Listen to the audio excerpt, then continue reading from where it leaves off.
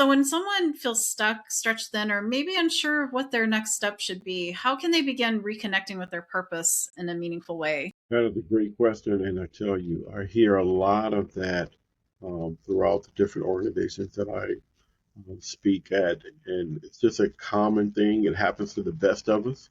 I want your listeners to know that there's nothing wrong with them uh, feeling that way or going through that type of transition because it is a part of life, right? So never look at yourself as, oh my gosh, what's wrong with me? Or I've never felt this way before.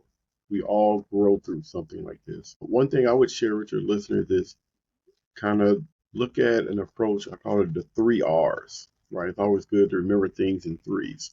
The first one is kind of relook at their passion because normally our passion will lead us back to our purpose, right? All of us get off track. So when we go back to, okay, why did I even get into instructional design? Why did I become an educator? And once you start peeling those layers and you decide, well, these are things that took me away from what I really wanted to do, then you go and find ways to get back to that first true love.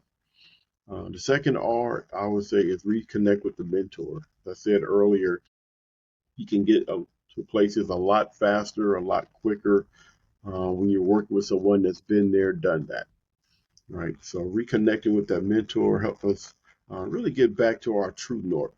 Because when we get back on our true north, that's when we normally get back on track. Because a lot of times we get in our own way, we don't see those blind spots. But a mentor does such a good job of saying, Jackie, why did you do that? Or why did you take that particular role? Or why didn't you do that? Or why didn't you take that role? And by them asking us those types of questions, we kind of peel back the layers and see, wow, maybe I didn't do that because of this or because of that. So a mentor can be really critical part of that second R to getting back to our purpose. And then the third R is just reviewing options to find a coach. A lot of people nowadays, especially that are successful, they have a coach, right? Somebody that's different from a mentor, where a mentor kind of tells you what to do or what they would do, while a coach kind of brings those things out of you because it's already inside of you. So they can help you find those answers, and then you become the owner of the strategy to get back on track. That's great. I love that with the three R's. I agree. It's easy to remember things in threes. I love that. And one thing, Darrell, I offer to my students is I always give them that opportunity to stay connected with me beyond the class Right. because it's so important because so many times students will think, oh, I'm just going to go class to class, instructor to instructor, right?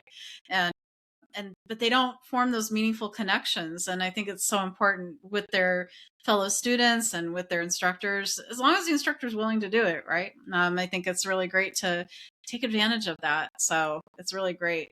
I even offer like weekly Zoom meetings with my students if they want it, and some of them don't come, and I just think to myself, gosh, if I had that opportunity when I was in my master's going to school online, I would have taken advantage of it as often as possible. So yeah, so it's like look at those little gems, right, of opportunity and see where you can really tap into those because like you said, it really helps you to be able to excel faster and to be able to go to that higher level, right? And then you can turn around and pay it forward to someone else as well.